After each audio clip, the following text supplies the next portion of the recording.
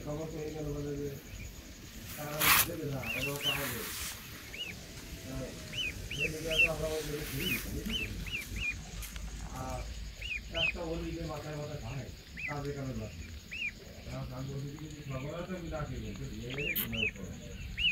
বলতে ঘটনা কি আমার বলে আমার খারাপ হয় আমি যদি গেলে কাপের কাটা করি আমার কাপের জন্য বাইরে বাইরে ঠিক আছে এখন তুমি তাই ভালো